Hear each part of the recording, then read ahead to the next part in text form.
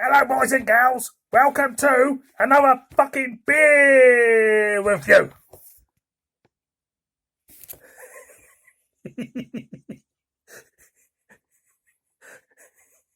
What are you laughing at? Just you twat. Boys and girls, welcome back to another beer review. We're off to BrewDog. We're off to BrewDog. I haven't got a good feeling about this one. I was in Tesco. Yesterday, I was in Tesco and I noticed another plethora of Tesco beers going up where everybody wants to review and stuff like that. But I thought, I'll pick a couple up. I was there and I picked up a couple of BrewDogs. This is the first one of them. BrewDog, always love doing BrewDog reviews because they're controversial as shite, and they BrewDog. We have got a Hazy Jane, and we got a spin on it. We have got a Hazy Jane Guava. Now, the original Hazy Jane, what BrewDog released all them many years ago, was a fantastic beer. It was most probably their best release. I think, personally, is the best supermarket release. Moving on. And of course, the money men get involved with BrewDog. Of course, the integrity of the beer starts to dwindle. And they had three Hazy Janes out? Two Hazy Janes, can't remember. And I thought it just stunk of high gravity brewing, the whole thing. High gravity brewing, you start to brew stuff at high gravity, then kind of like lower the levels of alcohol and start, at certain levels, start canning them or whatever. I'm not a brewer. But I know that some people, money men who aren't brewers, go into these breweries and absolutely cannot spoil them because they want to increase the capacity of the brewery and make a lot more money. So, coming to this is, would I say, is there a reason behind this release? Is there a financial reason for BrewDog to release beer like this? Most probably. They most probably got an easy way of putting a spin, a cheap way of putting a spin on a beer. And let's do a Hazy Jane Guava. So that's what they've done. 5% ABV. Like I say, not a fan of this new Hazy Jane. The original Hazy Jane was a phenomenal beer. It really was. So let's crack it open like you do and see what we get. It don't smell that nice to me, to be honest. It smells pretty rotten. Yeah, I suppose there is a slight tropical fruitness to it, but it's a slight rotten smell to it. I'm not joking, it smells a bit rotten. God, let's pour it out. So yeah, this was, I think, about $2.50. I think it's about $2.50 a can. I couldn't tell you I couldn't tell you if it was because I can't remember. So, stick that there. What do we get out of this then? As you can see, hazy. It looks like a Hazy Jane to me. It's a bit of a wishy-washy feel to this beer when I was pouring it out. It felt a little bit thin, even if I was kind of like pouring it out. It felt, it doesn't feel a beer of substance in that glass to me, if that makes sense. No, it most probably doesn't.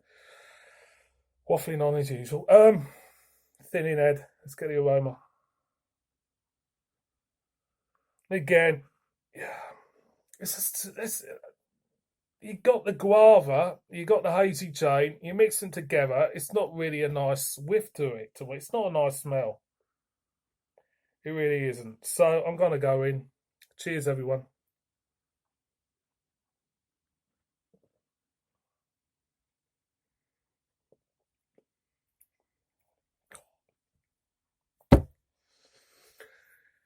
How do you make a beer more terrible than what it was?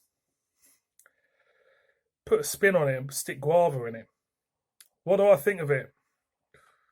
Well, let's without trying not to throw it down the toilet, I will try and give a mature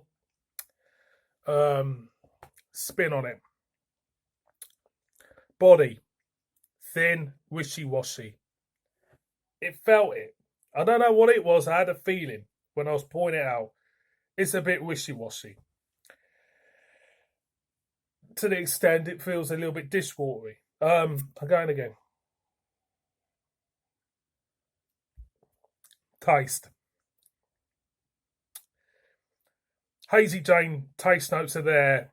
They're there. Okay, you get that, slight lemon notes and stuff. They're quite faint as well. Then you do pick up the guava. Again, actually, I have to say the guava side of it, my taste notes are picking that up more. It actually does.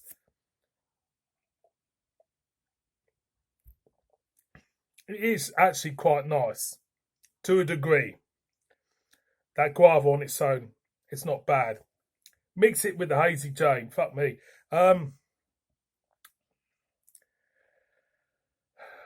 It's.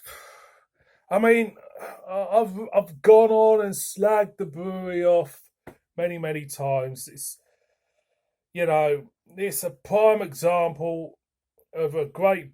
They were a great brewery, BrewDog, and they can still produce great beers. They can do. They got the capability of coming out with some white gems. But when it comes to the supermarkets, I mean, for fuck's sake, you're not doing yourself any favors. You're turning into the McDonald's of craft beer. In where I stand. Look at McDonald's, their burgers are shit. You look at BrewDog. Every time I look at BrewDog now, I think of shit beer. I think of shit beer.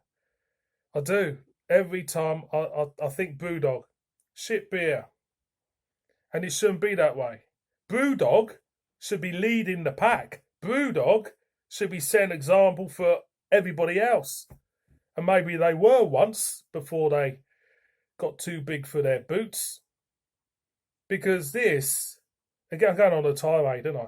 This is not doing themselves any favours. It isn't. You might as well not put any beer on the shelf where I'm concerned. But as a beer reviewer, I suppose you've got to do it, innit? Again and again.